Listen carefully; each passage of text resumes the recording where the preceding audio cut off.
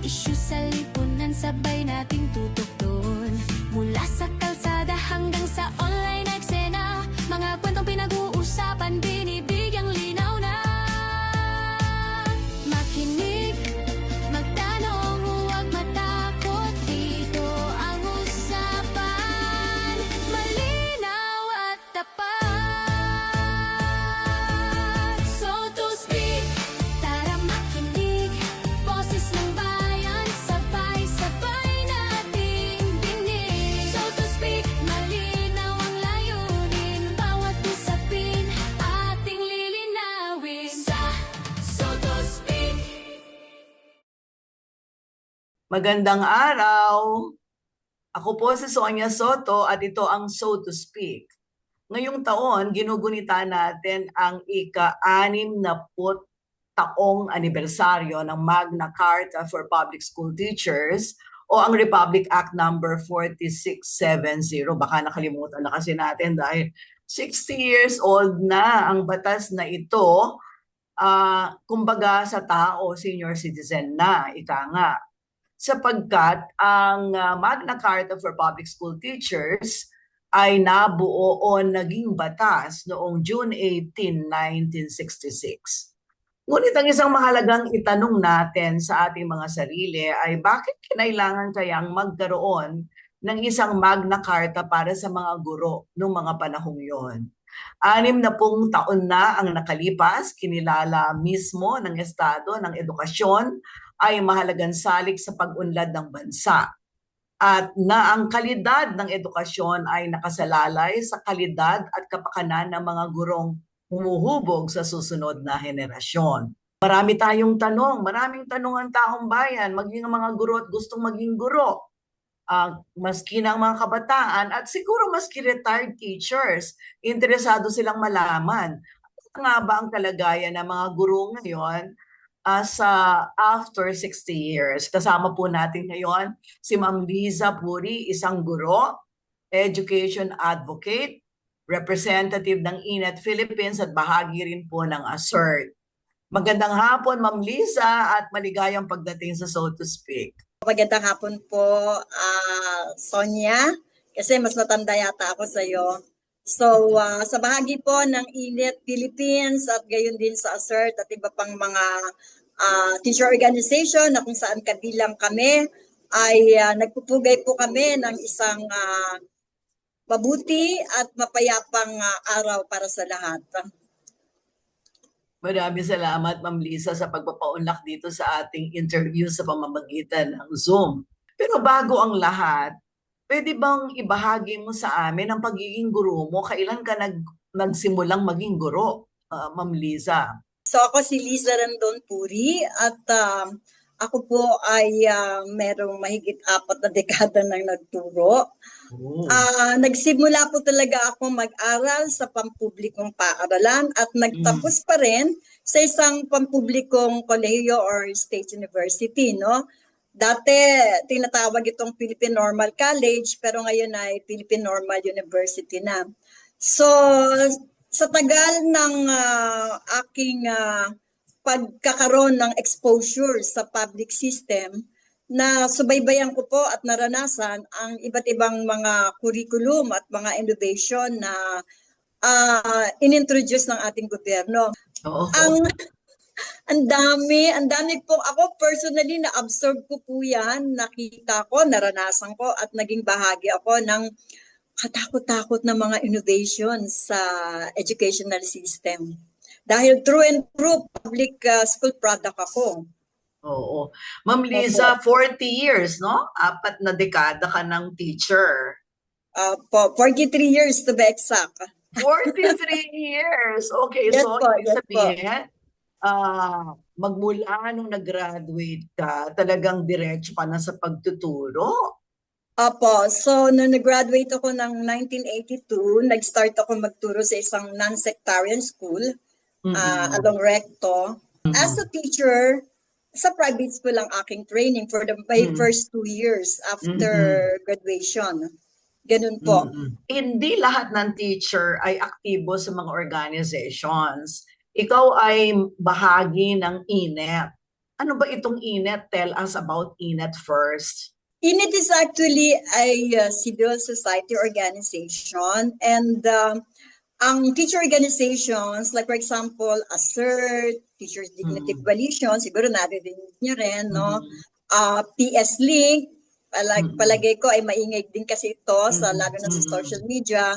NATO, also Teachers Inc., gayon din yung GNB, yung gurong nagbabayalik sa bayan.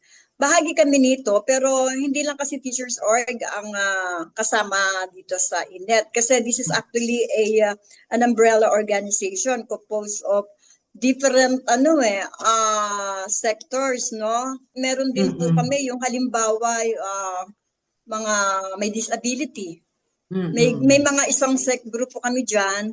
And lalo na yung schools na hindi na aabot ng mga pondo, yung sinasabi nating sobrang layo, no, tatawid ng rumaragas ng ilog, akyat ng bundok, no.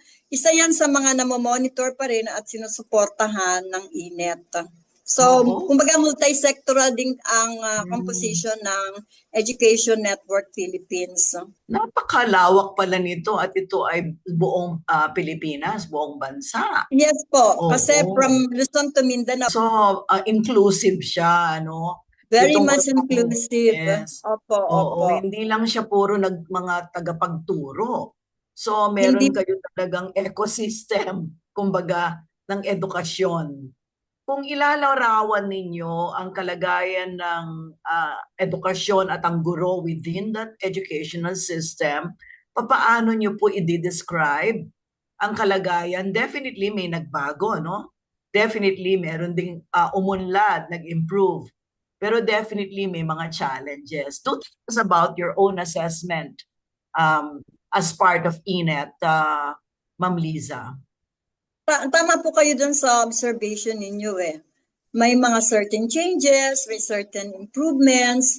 Kaya lang, kung ikukumpara kasi natin dun sa mga kapitbahay natin, yung mga neighboring countries natin, medyo laging behind tayo because of certain disparity. Halimbawa, kung pag-uusapan natin ang sahod, until now, from 1980, sinisigaw na namin na itaas ang sahod sa tamang range, sa tamang halaga.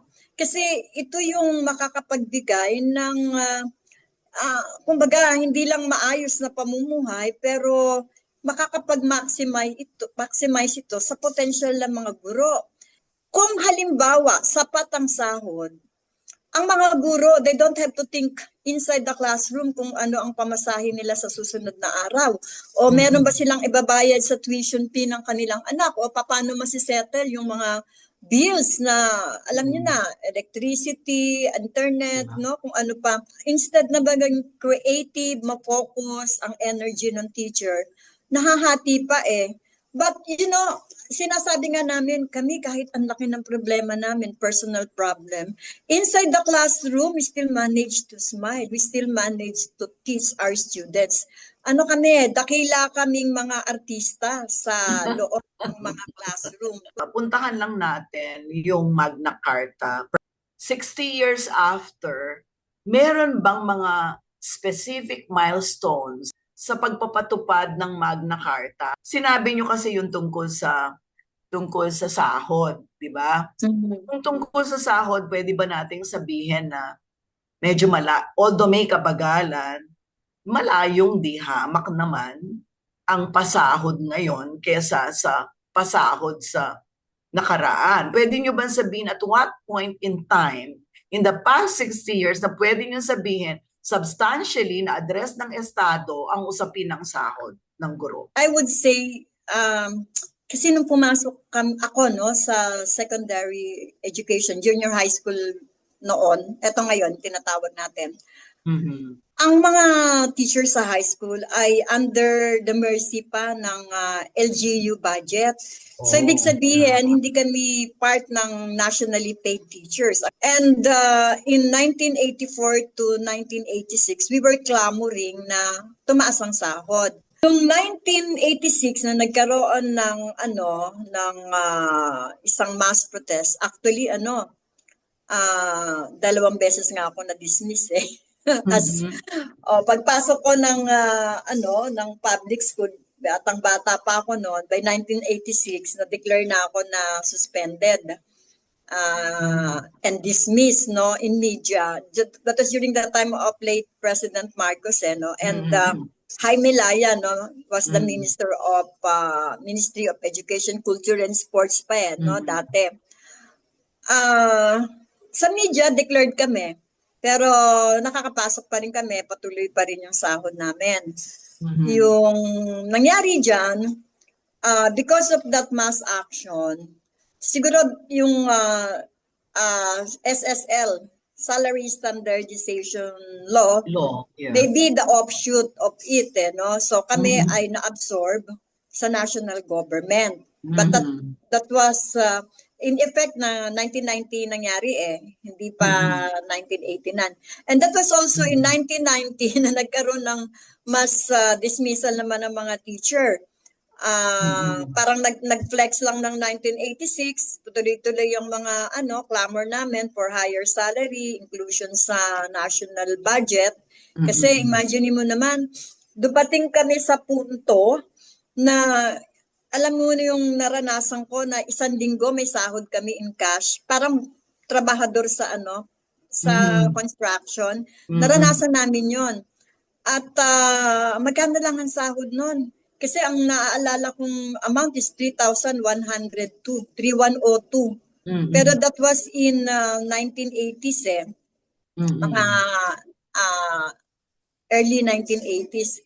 Ganun kaliit yung sahod, Pero syempre, iba naman ang purchasing power ng peso that time. So, pero maliit pa rin. Maliit pa rin kahit nasabihin mo na at that time, mas malakas ang purchasing power ng pera natin. Yun, napakaliit kasi marami talagang guro na ramdam na ang kakulangan sa sahod. Kaya ngayon yung nag-initiate sa amin para mag-organize, sumali sa mga teachers organization para maisulong yung pagpapataas ng sahod na yan. At saka napakahirap. I experience, kwento ko lang para tuloy akong bumabalik sa timeline ng aking history as a public school teacher. Imagine nyo, when I entered in the public school, nasa LGU, kami naglalakad ng mga voucher or payroll. Why? Kasi pag hindi kami naglakad, that will take us 3 months or more than 3 months bago namin makuha ang sahod. Magkano lang ang sweldo that time, kung makasahod kami ng let's say mga 12,000, 11,000, sa bagay kami masaya na kami doon. Pero ang hirap. Tapos dadaan kami sa butas ng karayom dahil bakit? Yung mga sinasabi naming dyan, kailangan may abot pa yan wala naman kaming sahod, Kailangan talagang umikot kami, dalhin namin yan para lang maproseso yung aming mga voucher o mga payroll. So, ang laking hirap. At kahit ang hiring ng teacher depends on the mayor. Depends on the mayor. Kung pipirmahan niya yung appointment mo, well then, good and, fine. Pero kung hindi, nabinbinda sa mayor's office, ang tagal mo bago ka magkaroon ng teaching load or teaching assignment. So, ganun kahirap, nung nasa LGU pa. It's good thing. Naging bahagi kami ng national government. So, nationally paid na kami. At naging bahagi, karoon ng salary standardization law. Naman yan, maganda rin naman kasi nagkaroon ng iba't ibang tranches ng, ng increase until nagkaroon tayo ng, dati ang magkano lang naman ng sahod ng teacher. Ang hindi ko makalimutan was yung amount na nung mass leave kami nung 1990. I think that was from 4,700 to 5,700 lang ang sahod namin So, ang dami namin na-dismiss dyan. Kung more than 3,000, nagkaroon pa ng mga hunger strike yan. Namatay pa ang isang teacher dyan, si Anita Pamintuan. That's why magkaroon ng pelikulang Mila, na si Mm, Maricel Soriano ang mm, naging artista dyan. mm, But mm, you see, that movie was actually based dun sa true to life story ni Anita Pamintuan. And it so happened, Anita Pamintuan is a cum laude graduate of PNU or PNC. mhm. Pero she ended up as a what? Ayun, pulube and died Mhm. on the old pavement ng mga Oo. kalsada.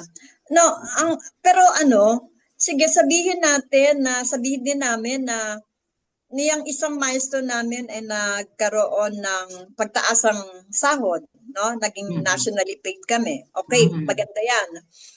Okay, nawala kami sa kuko ng mga LGU, Mm, mm, LGU officials. Tama 'yan. mm, Tapos, mm, tingin ko ay kahit papano ay may mga ilang provision kasi katulad ng binabanggit mo kanina. Totoo naman sa Magna Carta, merong non-compliance, mm, merong partially complied at saka mm, fully complied. mm, Masaya na kami kasi may mga fully complied. Okay. Siguro hindi na pag-uusapan yon. Yung mm, partially complied, yun yung mga dapat naming tutukan, lalo na yung mga non-compliance. Halimbawa, ito malungkot tong istoryang to. Pero teka, mm, highlight no? Ano bang milestone? Yun sa sahod.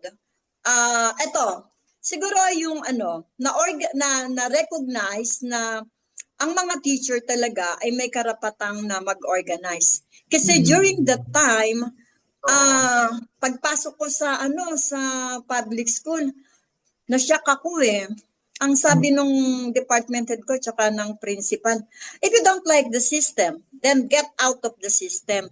Kasi Mm, nakikita nila ako, yung matanong ako, until mm, eventually nag-lead ako ng sit-down strike noong mm, 1986. That's the reason kung ba't ako nasuspinde. 13 kaming nadyaryo na suspended, mm, pero I think I was the youngest that time sa grupo ng mm, mga 13 leaders. mm, And then, so yun, na-recognize nila kasi talagang bawal eh. mm, Pinipigil ng mga department head, pinipigil ng mga principal ang mm, paglahok ng mga guro sa mga forum, pag-join sa mga teachers organization. Kaya isang milestone to kasi pinayagan na magkaroon ng union sa bahagi ng mga guro no. Pero ang haba ng proseso na pinagdaanan para magkaroon ng recognition na it's high time na magkaroon talaga ng isang union for teachers because we were not allowed di ba? Kaya nga mm, kami na dismiss noong 1990 dahil ang sinasabi ni Isidro Carino, Cory Aquino was the president that time and then Isidro Carino was the DepEd secretary. Ano sinasabi nila?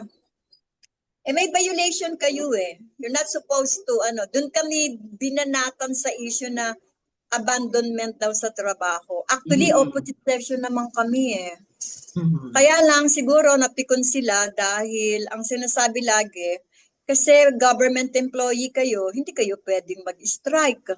Yun yung mm, sinasabi lagi, hindi kayo pwedeng mag-strike. Pero nagawa ng particularly gusto kong i-recognize ang MPSTA. At that time ang presidente na ay si Fidel Pababier. mm, Yes, isa siya actually Secretary General siya ng ASERTEN. So, yun yung panahon na bawal lahat. Pero ang mga teacher nagawang ma-organize, nagawang mag-participate. mm, At napaka-overwhelming ng participation ng mga teacher na yan. Ang hirap ng dinanos namin, ako nawalan ako ng bahay mm, namatay pa asawa ko dahil mm, siguro mga wrong decision din namin. Pero isa sa mga ugat ng problema ay yan, yung dismissal na yan namin mm, sa public school during the time of Isidro Carino. Maraming teacher ang hindi nakabalik dahil yung iba nagsipag-abroad na, yung iba naman nag-iba na ng trabaho, yung iba namatay. sa depression, katulad nga ni Oo. Anita Pamintuan. Oo, So, pero napaka-tragic pangalawa, naman. yun yung isang, I think the second highlight that we can Oo. identify, no, aside from the salary increase, Oo. we were recognized, no, yung right to form organization, Yes. the right for unionism. Ma'am Liza, remember in the old days, parang ang isa sa mga pinapanawagan ng guro ay yung pagtigil sa paggamit sa mga guro sa halalan sa eleksyon. Yeah. Hindi ba nakawala na kayo doon o nandyan pa rin yun? Actually, hindi. Kasi naman, nagkaroon ng problema, no? Ano nga bang full name ni Tess? Si Tess from Pampanga, di ba panahon ni... Ablante. Ayun, that's it. Oo, kilala ko siya, oo. Oo. Kapampangan kasi yun eh. Kababayan mo. Oo, kababayan. Ayun, oo. She was instrumental for, exposing yung dayaan in the snap election, di ba? Oo. And that was the time of President Marcos pa rin. Pero kasi naman, nagkaroon ng threat sa life and limb ng mga teachers that time di ba? To the extent na may nag-aagawan ng ballot box. Yeah, may talaga, may presence of naalala ko armed. yun. Grabe, Yes, oo. to Testablante. Yun yung yun yung naging panawagan noon na wag nang maging kasi 'di ba kami ay compulsory na Oo. maging sa halalan. part ng Board of Election Inspectors. Mandatory yon noon. Mandatory. Yeah. But then, siguro, we can include that as one of the highlights na ngayon ay voluntary basis na, no? And that started during the time of Testablante. Kasi yung nakita, no, how fragile yung aming role as teachers, especially pag may mga conflict and armed men na involved sa ganyang election. So that's the third thing siguro na pwede naming i-acknowledge as one of the highlights ng anong tawag dito, mga wins namin Oo. Panalo namin dito sa presence of the Magna Carta. And thank you din kasi alam nyo, ang problema kung hindi rin magiging proactive and docile lang talaga ang teacher, it wouldn't happen. I think the situation calls for it Kasi ngayon, iba ang sitwasyon we've been pushing for a lot of reforms, pero minsan may problema din sa reception ng mga guro Kaya siguro we really have to be grateful for that certain incident and thank you Testablante and company sa matatapang na mga guro na nag-inspire. Ito yung naging daan para makita na hindi pwedeng gawing mandatory or obligatory ang pagsiserve sa election. Lalo na kung may threat, no? Sa Mindanao nga, mas grabe. Di ba? May mga ilang insidente na napatay ng mga guro, no? During the election. Kaya ayaw nating mangyari. At in a way, nagkaroon ng increase sa stipend ng mga teacher pag magsiserve sa election. I just do not know kasi nung huling ko dyan, serve, parang hindi ko nata naramdaman kung mayroong insurance. Kasi yung wini-work out talaga dyan, magkaroon naman kami ng insurance. Diba? Pero parang wala. Kasi hindi yata na-push through yan. Ang alam ko lang, nag-increase ng considerable amount ang stipend ng mga honorarium ng mga nag-serve na teachers sa election. Yes, Ma'am Lisa, curious ako. Kasi nung bata pa ako, nung nag-aaral ako, ang alam ko na ginagawa ng guro ay lesson plan. Pero madalas kong naririnig sa mga EDCOM forum at saka nagbabasa ako tapos sa mga interviews din.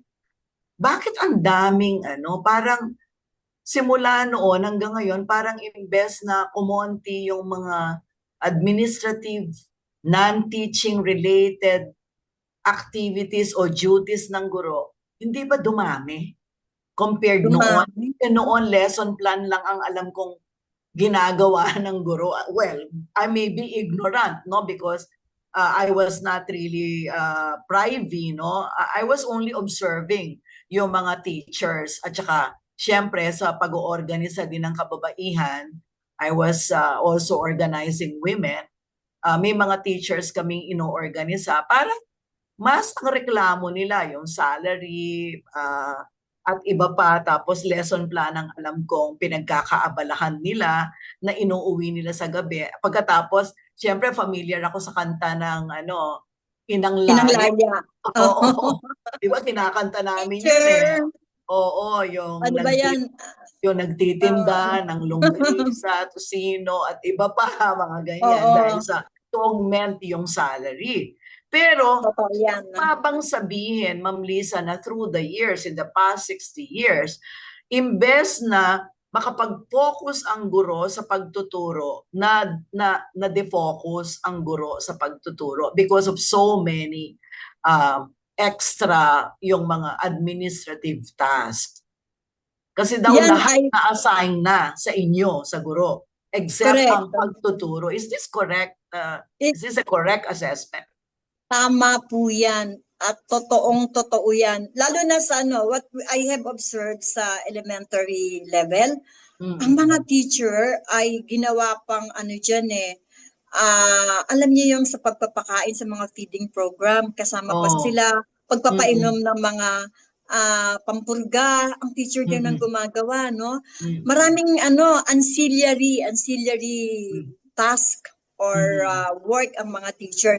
Hindi lang sa form. Actually, yung itong huling mga taon, ang grabe ng mga SF, no? We call it SF, from SF1 to SF11, 12 Ano yung SF, Ma'am Lisa? Ano yung School SF? form. School form. School, yung mga Dati, forms. school Nirereklamo forms, ang yan ng dami. assert. Yes, napakadaming school form na yan. Kaya, although ngayon, napagaang kasi merong computer. But then, during our time, ang pipil upan lang naman namin card. Form 137. At saka yung sinatawag naming banig. Andun na lahat yung, is actually consolidation of all grades ng mga estudyante from, yung basta 8 subjects na yan kung sa high school. Isusulat mo. Pero ang problema, sulat kamay. And you have to produce 3 copies. Kamay lang yun. But then, at least tatlo. Unlike these days na ang daming school forms na yan from SF1 to mayroon pa palang SF12 eh. Ganun kadami. Okay, so ang hirap. Now, hindi makafocus ang teacher eh. Kasi kahit elementary level, secondary level, gawin ka ba namang pati sa pagtatanim, no, yung gardening. Would you believe kami sa senior high school, pati yun, naging pa kami sa gardening. Kasi kailangan na may gulayan ng bayan. Hindi na namin trabaho kung tutuusin yan eh. So instead that we will be staying for, let's say, 6 hours lang talaga kung tutuusin eh, no? Hindi naman 8 hours, kaya mali yung sinasabing at least 40 hours in a week. Hindi po. Based sa Magna Carta, it should only be 30 hours in a week. Kasi 6 times 5 eh. So may mali doon. But anyway, ang daming ancillary services. Meron ka pa sa Boy Scout, may Girl Scout ka pa, may God ka pa, meron pang, bukod sa mga forms to meron ka pa yung kasama ko, siya ang nagme-measure ng weight ng mga estudyante. So yung mga timbang, iniisa-isa niya yan. Imagine mo, it should be the function or role ng kung merong nurse o doktor, dapat trabaho nila. So, yun yung sinasabi namin nurse kami, nanay kami, guidance counselor kami kasi ito isa sa problema eh. This is one of the perennial problems. Walang license guidance counselor, karamihan ng mga eskwela sa public school. Kaya ayan, nagkakaroon ng mga violence sa mga eskwela. Kasi walang certified license na guidance counselor. Sino ang nagsiservice guidance counselor? Mga subject teacher din eh. Nagkaroon ng training, Pero siyempre, iba ang training talaga nung nakatapos ng guidance and counseling. Hindi po ba? So, yan yung isa sa mga problema. Wala ding nurse, wala ding doktor. Bakit? Umuikot sila ng mga 4 hanggang 6 na eskwela. Oh. Based po, yes, sinasabi po nila, kinukwento nila. And even clerk, hindi ko rin alam bakit ang clerk, hinihiram pa ng mga 2 eskwela, 1 o 2 eskwela. So, hindi ko alam. Ang sabi nila, magkakaroon ng non-teaching staff, di ba? Yung mga admin work na yan ay mag-hire sila. Pero alam ko, kausap ko yung ibang mga clerk mahawak silang 2, 3 eskwela. You just imagine. So, paano magkakaroon ng freedom ang mga teachers sa mga ganitong gawain? Kung sa pagtuturo pa lang, hindi makafocus dahil may patatawag sa ganito kasi kailangan ma-solve kung member ka pa ng grievance committee, di ba? Hindi nagkakaroon ng focus sa pagtuturo. And it's really true, in the past, ako naranasan ko when I was in high school, elementary, focus lang ang teacher sa turo. So yung basic subjects, natuturo ng maayos. Pero dahil sa maraming mga ancillary, and as the need arises pa, no? Na sinasabi, as the need arises, you have to report, you have to perform such task or function. From diba? time to time. Nakalagay pa yun. From time to time. Naranasan pa namin yung sa DTR, pag Saturday, sasabihin sa amin, isulat nyo as required. Ha?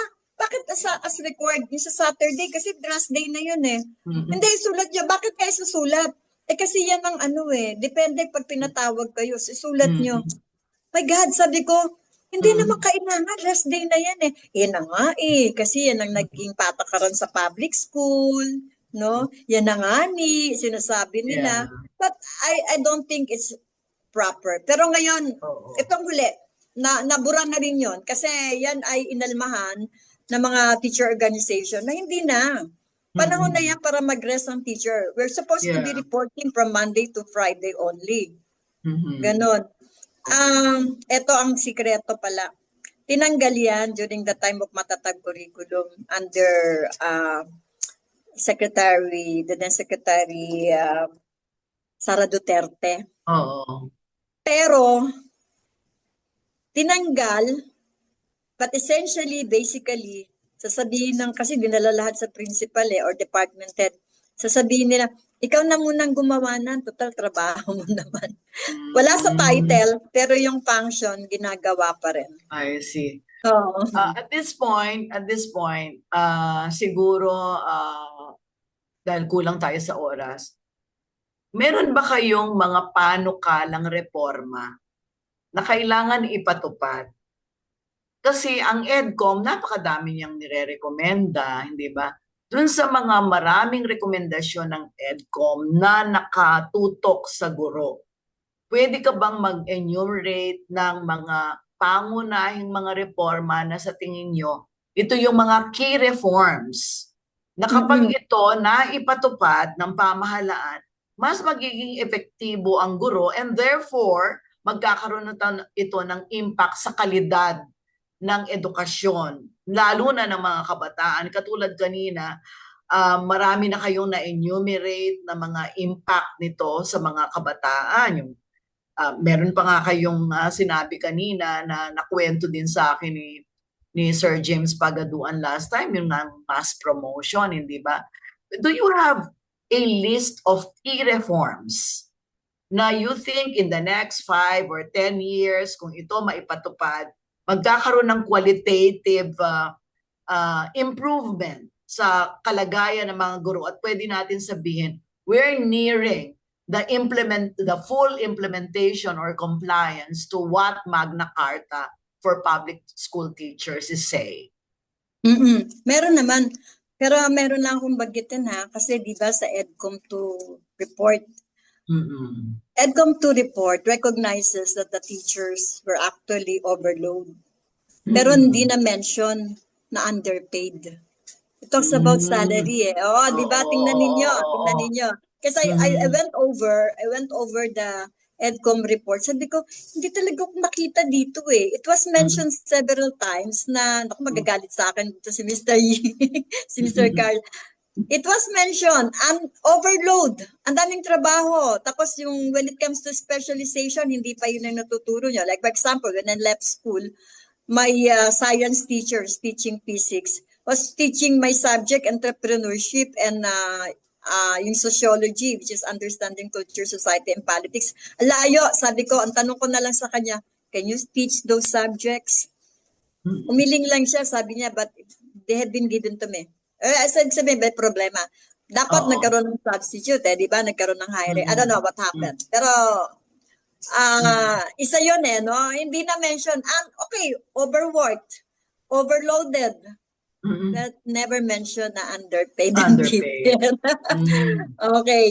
And, okay, so we're talking about reforms. We were actually, ito, nilista ko nga sana yung hardship allowance would be not selective. Kasi kung, siguro kung nung nandun ka yata, Sonia, sa I mentioned about the proposed provision of Senator Vin Gatchalian. He was able to specify certain type of teachers, certain conditions, wherein they can receive yung hardship allowance. Kasi medyo broad or vague yung provisions sa Magna Carta. I think that was Article 5, no? Section 13. So medyo yun. So gusto natin to na magkaroon ng malinaw na provision tungkol sa hardship para lahat magkaroon ng itong allowance na ito. Kasi I even mentioned na hindi naman porke probinsya lang sila lang ang may hardship allowance. What about in the cities, no? Okay. So, ito importante to. Yung clear provision on the retirement benefit. Kasi, hindi talaga nagre-reconcile ang Republic Act 8291 sa Magna Carta, no? Sabi sa Magna Carta that every teacher who retires should be enjoying one salary range higher. O na gano'n, no? Hindi Kung salary grade 13 ka, nag-retire ka, salary grade 13 pa rin. So, ibig sabihin, hindi talaga nasunod. Dapat yung salary grade 13 to salary grade 14. So, dapat, panawagan namin to na sana maayos din ng certain provision dito na yung RA 8291 tsaka Magna Carta ay mag-reconcile. But this is something legislative work di ba? Kasi Congress ang nito magtatrabaho. Pero sana mapakinggan kami sa bahagi na to. And then, in Magna Carta, sabi doon, may mga certain penalty kung hindi i-implement ang, nakita ko chinek ko uli kanina, magkakaroon ng mga penalty certain government officials or agency once they did not follow the provisions of the Magna Carta. Sabi ko, specify na nga to kung anong mga certain penalty kasi kung nagpabaya, no, natulog ang concern, let's say DepEd secretary or concerned official ng government agency, they should be penalized. Kasi maliwanag sa Magna Carta yung ganong provision diba? Tapos, and we would like to include private teachers or if ever separate Magna Carta for the private school teachers. Hindi naman namin sila inihiwalay bagat may sariling Magna Carta ang public school teachers, no? And then yung include provisions that will protect the retirement benefits of retirees, both teaching and non-teaching staff or personnel. Kasi laging may conflict, kawawa ang mga retirees. Neglected one of the most neglected groups in our society. And I wish this can be pushed through. Nilapit na namin to kay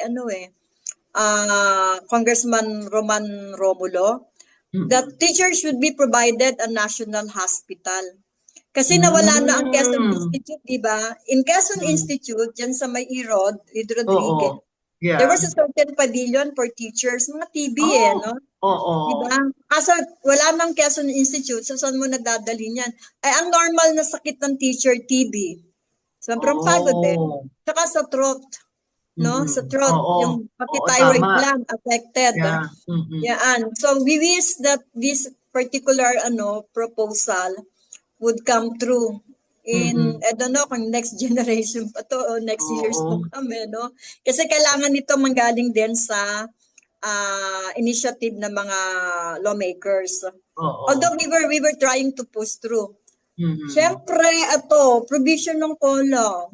Ibalik sana yung cost of living allowance. During the time of President Ramos, the late President Ramos, di lahat, di ba, binigyan ng allowance, which is the personal relief allowance. Ang teacher may COLA na. Tinanggal ang COLA, pinalitan ng pera. Pero it is Yeah, for I all, remember that. Oo. yeah. But this is for all government employees. What about the teachers who used to receive cost of living allowance? And this is clearly provided in the Magna Carta. Na dapat Oo taon-taon nga. Now I remember. Ang ipinalit sa COLA ay pera. Yes. At Oo. pare-pareho ang mga government employees. Oo, May mga kasi certain, pati ibang government employees, hindi lang naman the same. teachers. Diba? The Oo. same eh. Pero ang punto dyan ay bukod sa provided siya sa Magna Carta, ay may certain peculiarities din naman ng mga status ng mga government employees. May malaki sahod, di ba? May mga malalaking allowance din naman. But kami always in the bottom line di ba? Oo, yeah. So we wish na maibalik itong cost of living allowance na ito. And of course, the correction of the salary grade of teachers. Kami sa Ayan, gusto ko yan malaman kasi hindi ko siya maintindihan. Bakit kailangan siyang i-correct? Ano ba yung nangyari doon sa Kasi salary grade? Oo, yung iba they were parang they were asking for 15,000 salary increase. Iba naman, other teacher organization, 50,000 sinasabi nila. Pero kasi there is an existing law and that is the salary standardization law. Now, ang entry level, let's say yung mga, ito totoo to, yung mga Coast Guard. If I'm not mistaken, is salary grade 13. Ang teacher is salary grade 10. Di ba? So magkano lang? That was 29,000 pero nagkaroon ng tranches, 30-something na siya. Yung mga pumapasok na Coast Guard, hindi naman yan karamihan na bachelor's degree, na may mga MA units. Ang requirement lang, may estudyante nga ako dyan yung sa TESDA, NC2, plus your senior high school graduate. Ang salary, entry level nila is salary grade 13. Diba?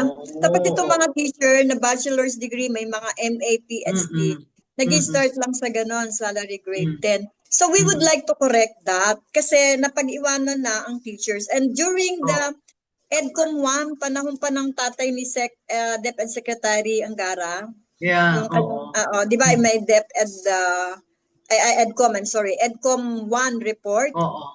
By that time, the group was suggesting it should be at par with other government employees. So we were saying na that time salary grade 17 Pero nung naupo si Presidente Duterte, he promised. Kala namin matutuloy. Nagkaroon ng pandemic, napag-iwanan na. But he promised di ba?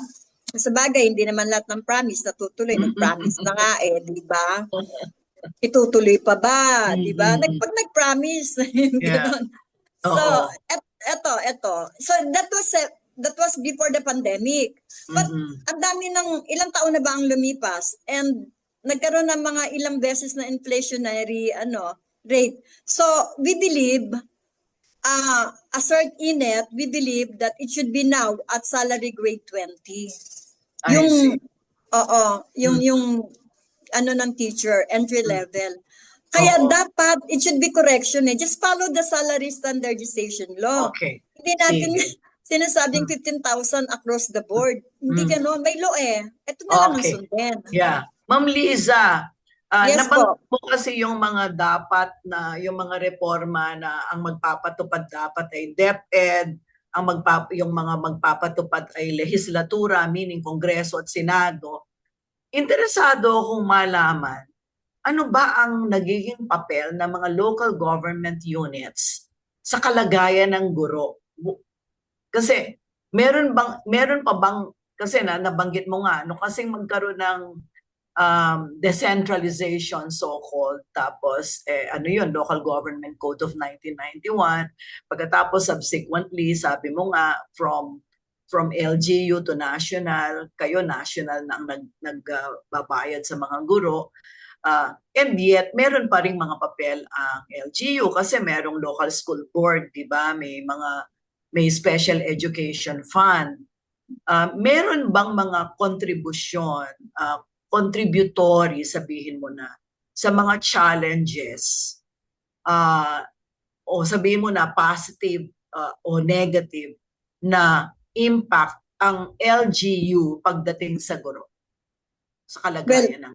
Yes, supposedly, ang mga LGU ay should be providing allowances to teachers coming from the Special Education Fund. Halimbawa, may naiinggit kami sa Pasig kasi they're providing, I think, 5,000 per month.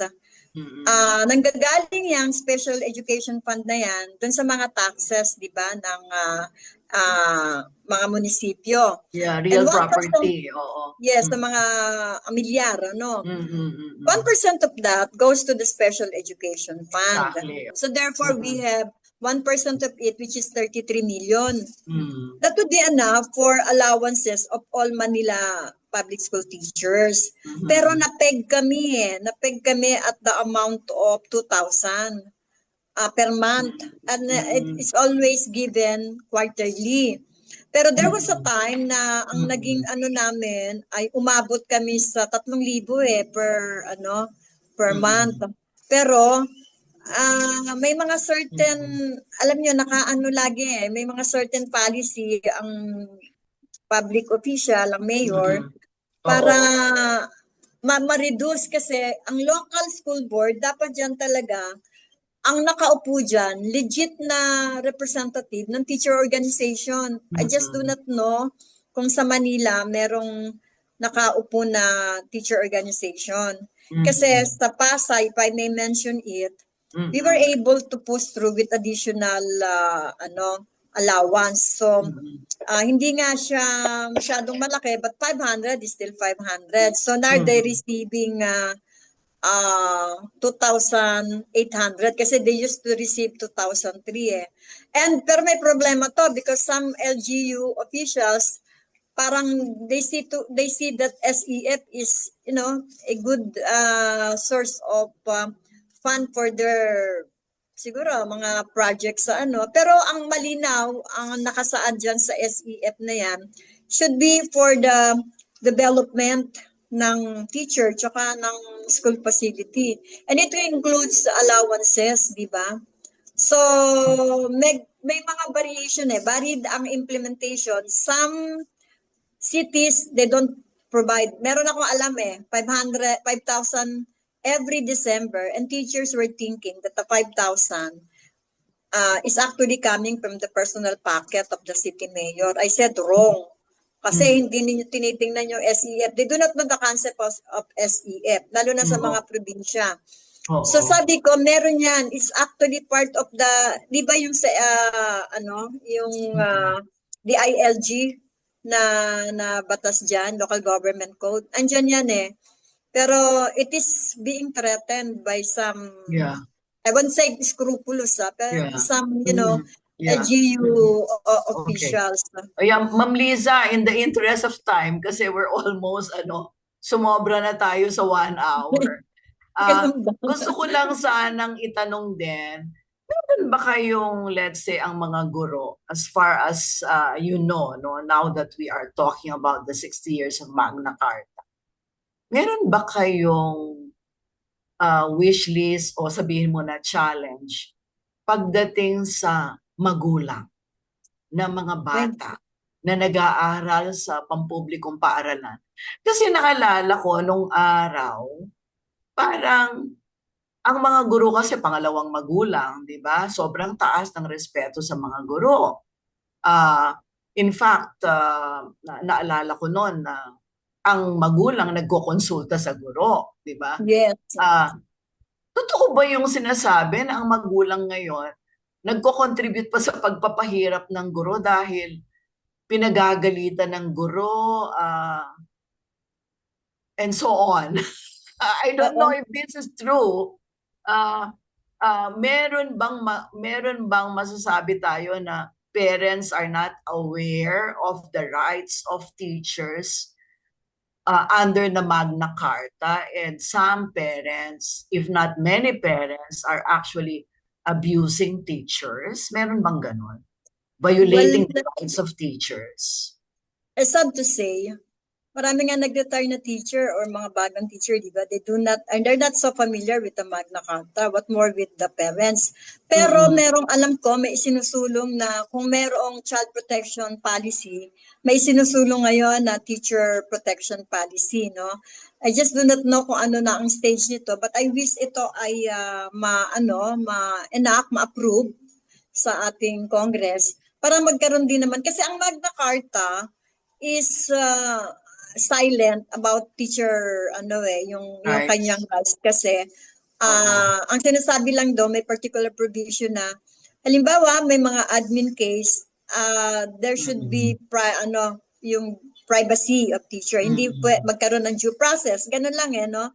Pero yung may mga cases na ang mga parents, ang mga students are involved of whatever violations or abuses they were accusing the teacher of, walang gano, walang malinaw. So I just hope na ma-approve yan. Pero ganito, kasi ang problema sa atin ay the prevalence of the social media. Diba? Kahit yung shooting incident sa Leyte, taga Leyte nga kami sa totoo lang. Talagang disheartened ako dyan sa balitang yan, yung shooting incident. Ano yan? May role ang parents na malaki kasi alam na natin na talagang hindi na makontrol yung mga bata sa paggamit ng social media. But then, kung ang mga parents din ay nandiyan to guide them, siguro malaking bagay. Pero paano mo rin kasi ma-empower ang mga parents kung sila ang focus lang nila magtrabaho? Kasi di ba dati, nung unang panahon, ang nanay sa bahay lang, ang tatay magtatrabaho. Ganon So merong nag-guide sa mga bata. But then, ang hirap ng buhay ngayon, kaya both parents are working. Ang problema nga, pag both parents have no work at all, di ba? Lalo na papariwara ang mga bata. Totoo po yan. At mahirap talaga pag ganyan ang kaso. So, ang nakikita namin dyan ay sabay kasi dapat magkaroon ng close monitoring sa mga bahagi ng it should be dapat mag-unite talaga ang mga stakeholders, the parents, the community, even the LGU, no, and the schools, the teachers. Magkaroon ng close monitoring at saka magkaroon ng mahigpit na security at malinaw na security policy sa mga eskwela. Yung paggamit ng cellphone, hindi talaga natin yan makokontrol unless pag nasa classroom. Kasi kami, we require students to, keep the cellphones inside their bag. O kaya minsan kinukolekta namin, lalagay sa table. Hindi naman pero just for them na hindi mo na mag-cellphone. So ang nakikita ko dyan, ganun lang, yung kailangan mag-usap-usap ang mga stakeholders, ang mga bawat sector, help each other come up with a certain good plan that would really monitor the students at home, and even in school, and even in the community. Kasi ang LGU, involved So dapat mag-come up ng ganong monitoring plan and monitoring group para maiwasan yung mga ganyang shooting incident. May panawagan ako kasi ito sa totoo lang, problema natin ng brain drain. Ang daming teacher na nagpupunta na sa abroad, no? Kung panawagan sana natin dyan, yung mga bright students graduating from the senior high schools should be motivated to take the course of education. Kaya lang, ang problema kasi, they would be saying, ay, ang baba naman ng sweldo dyan, ang dami-dami trabaho dyan, ang dami-dami ko ano-ano. So what happens? Siyempre yung mga medyo average or less average students ang nag-enroll sa education. But we want bright students, yung mga honor students to really take up education. Pero yun nga ang laki responsibility din on the part of the government and teachers organization and civil society organizations would really want to help that kind of issue. Na sana magkaroon talaga ng right motivation, increase the salary of the teachers para tong matatalinong estudyante natin will take up education at hindi na rin umalis ng Pilipinas. And one thing, ako when nagraraket ako sa college, I was saying to my students, dapat kasama sa curriculum ang certain separate subject. Magna Carta for the public school teachers, the ethics, yung code of ethics, at saka yung professional code.